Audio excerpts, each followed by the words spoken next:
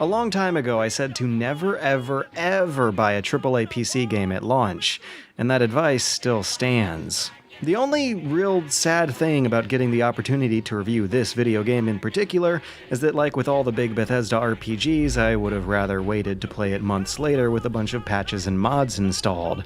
Because, like with all the big Bethesda RPGs, there's a pervasive layer of technical ineptitude here that you can see in almost every single mechanical action the player inputs, starting with the clunky 30 millisecond wind-up time between pressing a movement button and actually moving. The version of Fallout 4 that I've been playing for about a week before launch has had characters teleport in and out of elevators, get stuck in terrain, and clip through the ground. Sometimes the terrain LOD will disappear in certain spots, the firing button will become unresponsive, conversations will just need to be repeated because they didn't register the first time, and guns magically reload every time you change weapons, and those are just a few of many issues that seem like unintentional glitches. But the level of Fallout 4's quality of presentation, what is actually deliberately baked into the game, isn't great either. And it's something that's probably seen worse during your first few encounters with the new dialogue system. You'll be stronger, tougher, resistant to rats, and get the suit. You can rip the mini. The new dialogue system is janky. Janky as hell. Characters will cut themselves off mid-sentence, they'll talk over each other. Some lines of dialogue will be mastered differently than others within the same character's speech of the same conversation. Factor in the absurdly low-resolution textures and incredible frame rate drops for urban areas, and you have a level of quality that would have skewered this game right out the door had it come out by any other developer. But this is Bethesda, and I'm truly wondering if they're going to be able to get away with it this time. The level for polish here is much lower than the high point in their lineup that was Skyrim. It is more unpolished than Fallout 3, but it is at least smoother than the launches of Oblivion and New Vegas. Although it was full of bugs and glitches and an incredibly awkward dialogue system, it at least crashed on me only once. So that's something. The first day, when I was having to get used to all this jank and also discovering a control scheme and mechanical core that are almost carbon copies of Fallout 3, was rough. But as the days went on, I gradually discovered, deep down underneath all the jank and zigzagging quality, a massively compelling and satisfying game. Not necessarily a compelling world or RPG, but a game nonetheless. I'm a huge fan of New Vegas, which was, after months of polishing and modding, one of my favorite experiences of the entire previous console generation.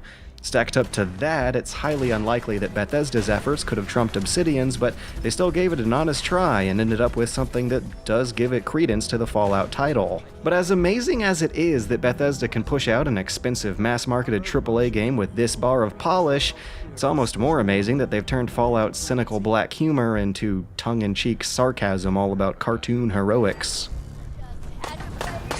Insert something Shakespearean involving death and your inevitable doom here. The occurrence of lines like that vary wildly by the character. The story starts incredibly awkwardly and stays so for a few hours until meeting someone whose great voice acting and animation felt like they were from a different game entirely. The central hub city in this one has a lot of character and charm, but the rest of the wasteland lacks that wholeheartedly. That inconsistency is a trait shared by the main quest, which begins with some dreadful RPG orthodoxy, only to get really weird later, and kind of interesting in ways that feel like Bethesda might have learned a thing or two from New Vegas. Just like in that game, the main quest intersects and reacts with a lineup of faction quests that have you painfully juggling just how many different people you want to be friends with all at once. Sure, you can let the quest objectives lead you along for the ride, but the writing does react to the player acting out. A right shot towards the wrong person can sabotage those objectives. You can zigzag between different quests and quick loads and decision branches to find a surprising amount of reactivity and twists behind what starts as a dreadful paint-by-numbers quest to rescue your custom-made hideous mutant family. Hon, you look as good as the day we met.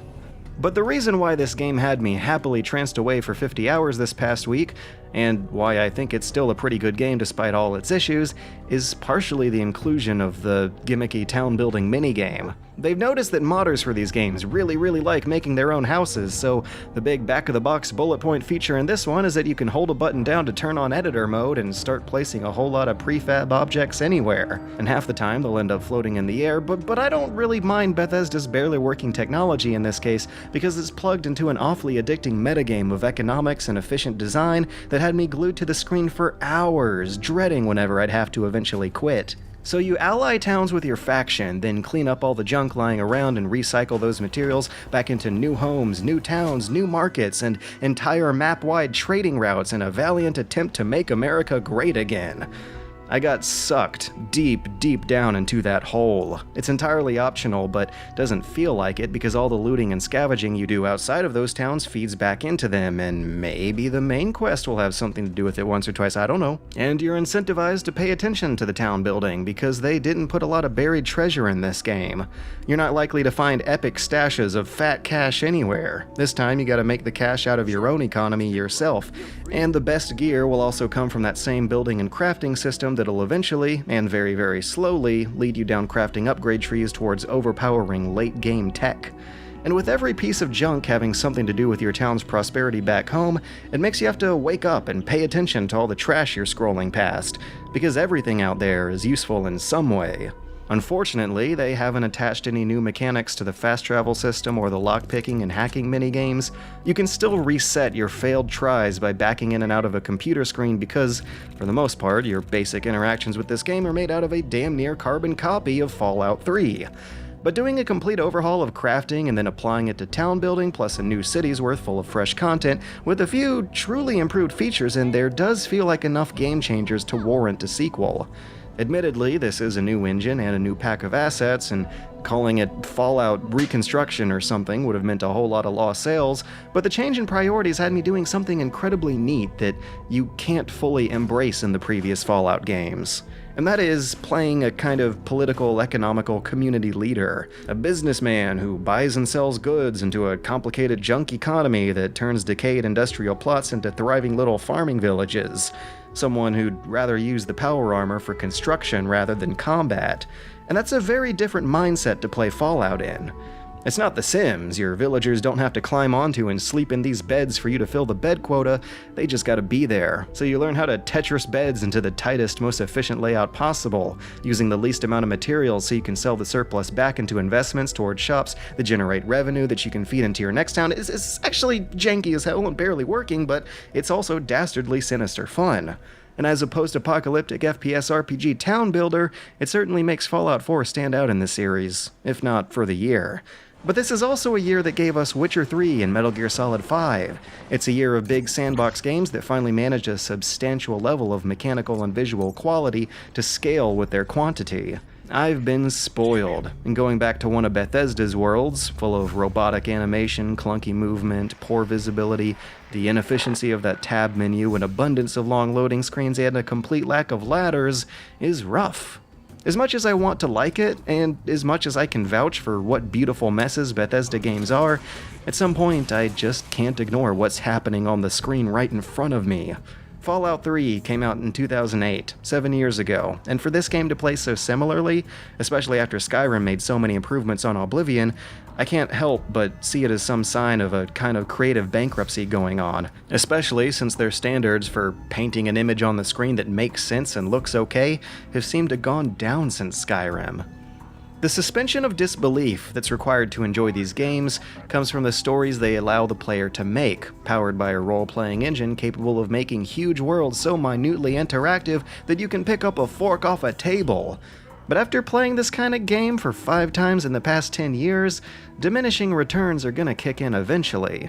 The story I told, of trumping the Wasteland's economy to create boxes of Tetris beds, was great. That was a really fun time. There are a few great one-off side quests too, and the main quest has quite a few high points of its own, particularly with the interesting things it does with the optional faction quest lines that end up weaving in and out of it. But those faction quest lines themselves got absolutely shafted. When you're not doing some basic fetching, faction leaders and panicking settlers will regularly ask you to clear out some bad guys somewhere for someone, and that's pretty much as complicated as those quests get. If this stuff isn't procedurally generated, it might as well be, because they were by far the most frequent and the most dull quests I was encountering by a huge margin. But the relatively avoidable issue of bad quests existing somewhere unfortunately turns into a genuine hair-pulling frustration thanks to some bad genes that Fallout 4 inherited from Skyrim. You can't opt out of these, or any quest you even hear mention of. If someone's about to ask you to do something you don't got time to do, then turn around and run the hell away. What next? I've gotten word about a settlement that's being threatened by raiders. Or else it'll get stamped on your to-do list forever, without your permission, without any way to hide it either. It'll take up space on that list and time from your day that could be spent doing the good stuff. And speaking of the good stuff, that main quest is still hamstrung by streamlining RPG conventions in a way that doesn't really work for Fallout. They stripped away skills and weapon prereqs, and believe it or not, that isn't really a low point for me, since you now level into skills as perks, gradually working your way into a specialized role as the game difficulty gets higher. The perks have multiple levels with a whole lot of effects that aren't obvious, and my only real gripes with the system are how hard the screen is to navigate. But I do have a hard gripe with how the quests are made to accommodate this system. There's an explosive intro quest that has you blasting away death claws with a minigun 1 hour into the game, and there's certainly a lot of slow-burning character-building satisfaction lost because of that. But the area where they really dropped the ball here is the bad new dialogue system. Biggest reason being that you'll never have more or less than 4 dialogue choices, with no more than 2 words explaining each, and that is simply positively not enough. And between all 4 of them, your character doesn't seem to ever want to tell people no. Especially in the main quest, it's just rarely an option. Between this and the inability to opt out of quests, it would seem that the devs really want you to do every quest in the game with your first character, even though the specialization you gradually level into does give you reason to start it all over again with different stats. You can't say no when villainous factions ask you to do villainous things, but instead, you sure as hell always have the sarcastic option. And that's just... What does sarcastic even mean here? Is it a sarcastic agreement or a sarcastic disagreement or an insult? It just says sarcastic. It's an adjective. It's 1 word. And I'd rather it say no. Some things are worse, but some things are better. The combat has been improved considerably. Guns now punch and kick with smooth, snappy animations, and the enemy AI does a remarkable job of throwing grenades, sticking to cover, and shooting through small openings, especially considering the system they're working within. This is the first time I've been impressed by enemy AI in years. When it is working, of course. And then there's just the classic Elder Scrolls core loop of player-driven exploration and discovery that makes any session of this game hard to put down.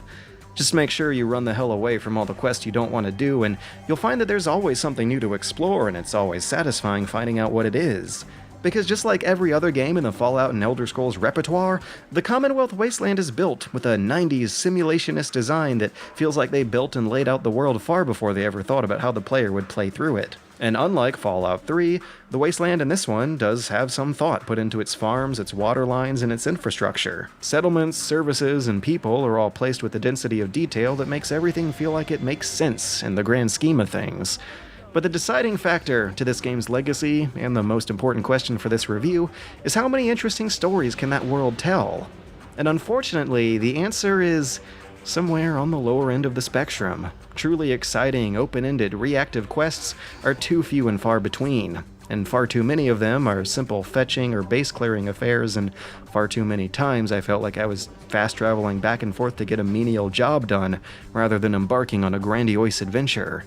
Fallout 3's melancholy magic was short-lived but hit hard, and New Vegas's surreal, anarchistic politics and humor had me glued for over 200 hours. Fallout 4 is certainly one of the better games of a damn good year of games. It's fine for now, but considering the legendary legacy of this franchise, there's no way it's a new gold standard for it. A lot of that has to do with the underwhelming reality of delayed innovation in the games business. It iterates on a standard Bethesda set 7 years ago, rather than making Fallout play in some kind of spectacular new fashion, which is what Bethesda was trying for 7 years ago. And maybe another factor is the sheer lack of polish that it made its first impressions with. Fallout 4 might have the potential to be one of the greats, but as good as it is, it doesn't deserve to be played in this state. This is not how you should let the game introduce itself to you when you have the easy option of just waiting a couple months for patches and mods to polish it up. At that point, Fallout 4 is likely to be a fantastic way to spend a whole month of time with, if not more. But until then, here's a short clip of what I had to put up with for now. Someone I needed to talk to progress a quest decided to spawn on a roof for some reason. So this is what we're dealing with. Hopefully it'll convince you to wait this one out, at least a little bit.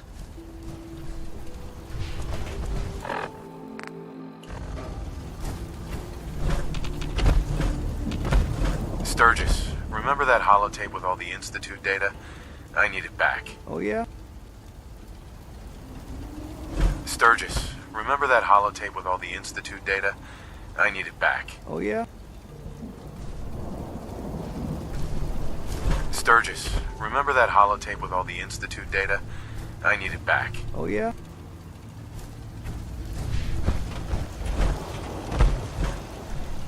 Hope this rain lets up soon.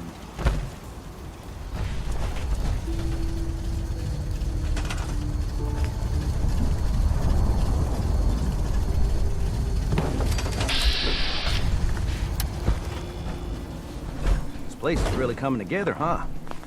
I can't take all the credit. Sturgis, remember that holotape with all the Institute data?